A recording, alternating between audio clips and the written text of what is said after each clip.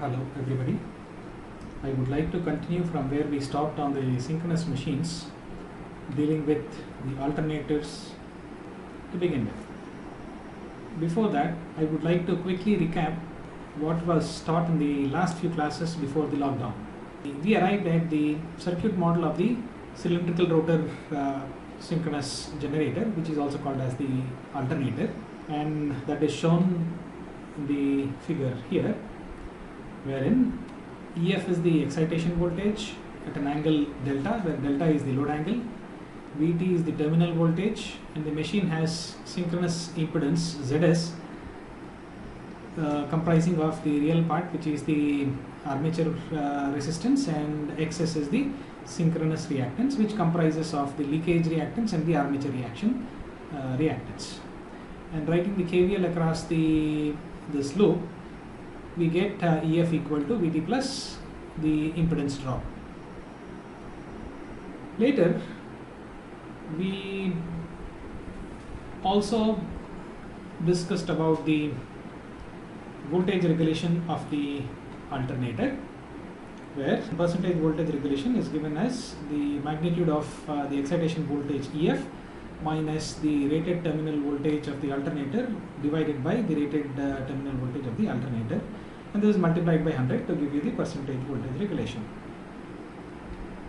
Importantly, for different types of loads, which can be inductive type, resistive type, or capacitive types, for all the three different cases, the phasor diagrams were covered in the earlier classes, and based on those phasor diagrams, we have obtained a detailed expression for this induced EMF, and that induced EMF is given here once again, and this is in terms of the machine parameters and the load power factor, where that power factor angle is phi in this equation. And remember, all these quantities are the per phase quantities. In this, the positive sign is for the lagging power factor cases and negative for leading power factor cases. You may recall that we were looking at the synchronous impedance method of finding the voltage regulation of the alternator, and this method helps to extract the information on the synchronous reactance Xs, so that if Ra is known, the excitation voltage EF can be determined first, followed by the voltage regulation, provided the power factor is known.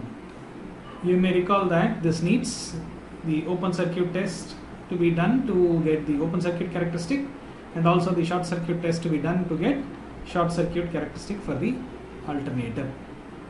The circuit schematic for conducting the open circuit test is shown here. In this test, the alternator is first run with the help of its prime mover. The prime mover is not shown in the figure, by the way, and the speed is adjusted to the rated speed of the alternator.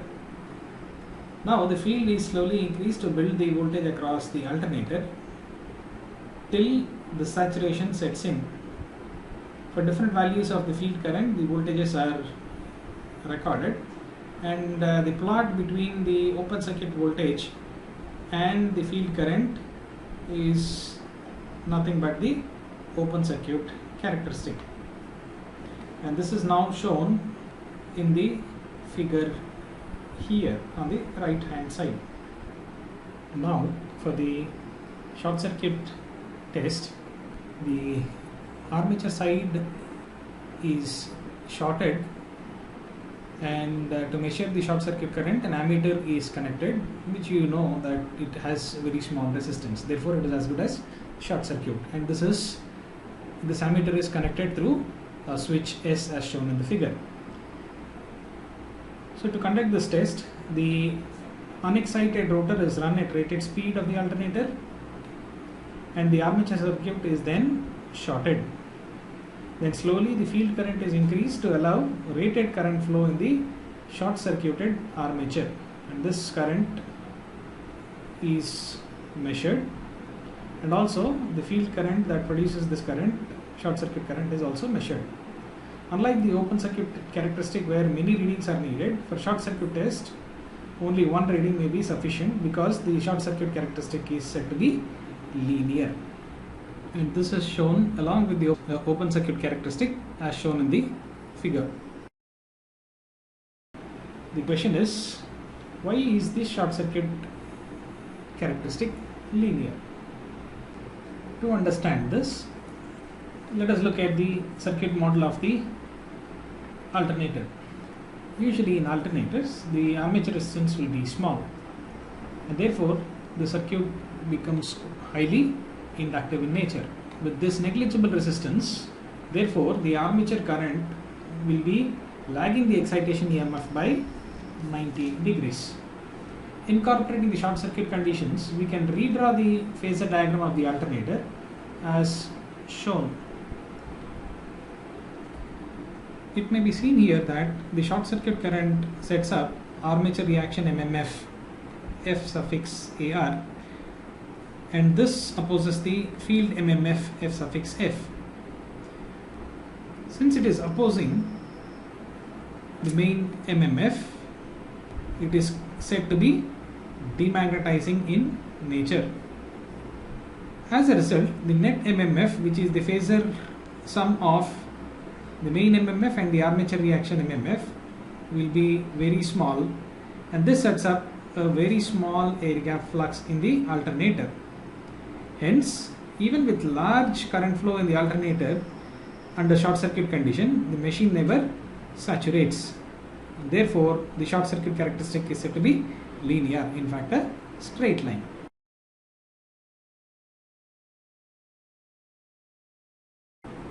Before I talk about the open circuit characteristic and short circuit characteristic, let me give you some background. Let us look at the model of the alternator, wherein the excitation EMF EF is equal to Vt plus the impedance drop Ia Zs. Usually the resistance in the alternators will be small, therefore neglecting this, EF will be equal to, can be written as Vt plus J times Ia XS. Now, with the open circuit condition of the alternator, Ia is equal to 0, therefore the terminal voltage Vt will be equal to EF, and we can write this or express this as the open circuit voltage VOC. Under short circuit condition, the terminal voltage Vt is equal to 0, and with rated current flow in the armature circuit is equal to set equal to I suffix SC, we can write the synchronous reactance XS equal to excitation voltage EF by Ia, and this can be written in terms of the open circuit voltage and the short circuit current as VOC by ISC. Mind you, these voltages, this voltage and the current are at the same field current IF. So with this background, we first look at the rated voltage on the open circuit characteristic, and for the same field current, the short circuit current from the short circuit characteristic, and these points are marked in the figure here. And therefore, the synchronous reactance is the ratio of this open circuit voltage and the short circuit current from these characteristics. Later, the armature resistance can also be obtained using simple methods, and once these values of RA and XS are known, you can make use of the expression for induced EMF in order to find the voltage regulation using synchronous impedance method.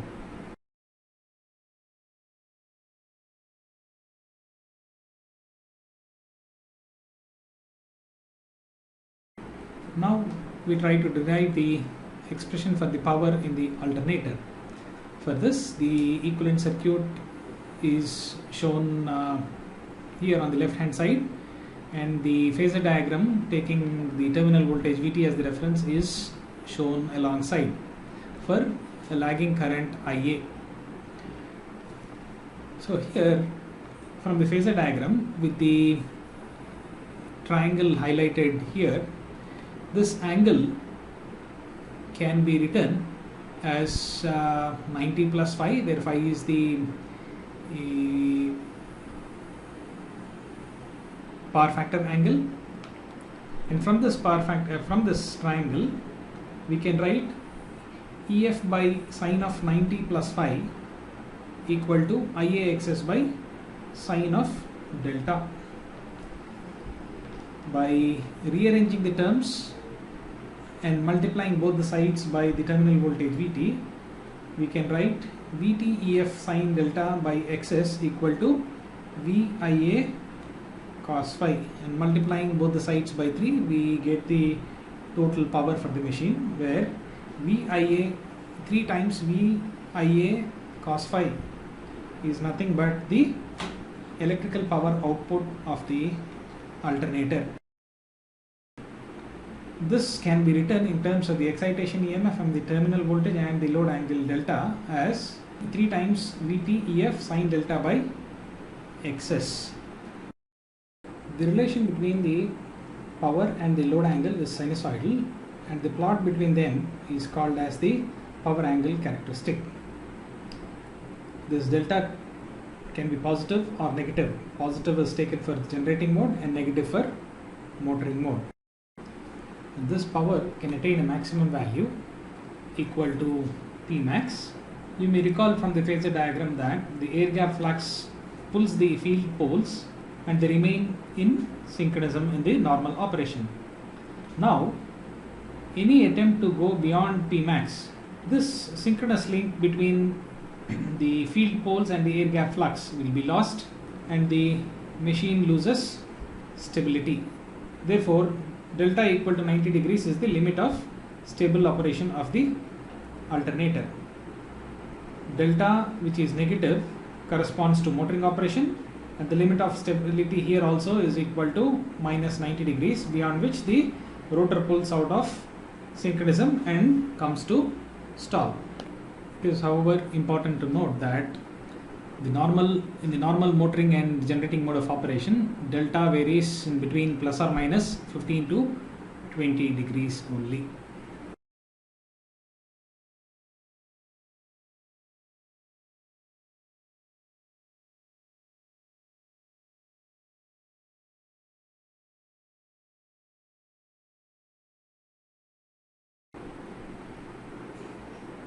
In the synchronous generator or the alternator, mechanical power is taken as the input, and this gets converted into the electrical form, and this appears as the output. With mechanical power at the motor shaft, some power is lost in the form of friction loss, stray loss and the core losses, before which the electrical power is obtained. Removing armature copper losses from this, one can get the electrical power output in the case of generator as shown in the power flow diagram. The power flow simply gets reversed in the case of a synchronous motor as marked in this diagram. Phasor diagram of the synchronous generator with the lagging power factor load is shown here. If IA becomes minus IA, that is, in the machine, instead of the current feeding the load, the machine now takes the current from the source. Therefore, it is now the motoring operation. With other things remaining the same, the phasor diagram of the motor is shown on the right hand side. You may appreciate from these two phasor diagrams the difference in the directions of the armature current IA.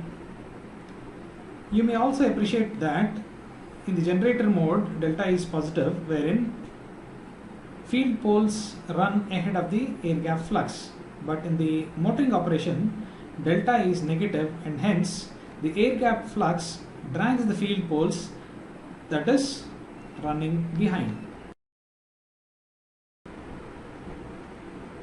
What happens to the synchronous machine connected to the grid when it is neither feeding power to the grid nor taking power from the grid? In this situation, the synchronous machine is simply said to be floating. In the floating condition, IA is equal to 0 as shown in the phasor diagram on the left hand side. Now, in a floating machine, if mechanical power is suddenly increased, what happens? With this, the field poles are driven ahead of the air gap flux, and delta increases, thereby it increases the electrical power output, and hence the machine feeds power into the grid, therefore it operates like a generator. Instead, in a floating machine, if the machine shaft is suddenly loaded, what happens? Now the field poles are dragged behind the air gap flux and delta increases, but now in the other direction. This increases the mechanical power output as demanded by the load, and hence the machine feeds the power to that load, and therefore the machine here works as a motor. In order to explain how a synchronous generator can be connected to the grid, I have shown a 3-phase synchronous generator in the figure on one side and the grid on the other side with a 3-pole switch in between. Please note that the process of bringing the incoming alternator and connecting to the grid is called synchronization, and for this certain necessary conditions must be satisfied. Let me also inform you that this process is also similar for paralleling 2 or more alternators. Now the conditions are: the voltages of the incoming alternator and the grid must be equal, the phase sequence of the incoming alternator and the grid must be same. This is to avoid any short circuit. Thirdly, the alternator frequency must be nearly equal to the grid frequency, if not the same. To fine tune, in case of any mismatch, excitation current of the alternator must be adjusted for proper voltage match. Phase sequence of the incoming alternator may be reversed if required. Speed of the prime mover of the alternator can be finely adjusted to fine tune the frequency. Only on meeting all these conditions, the alternator can be connected to the grid. Thank you.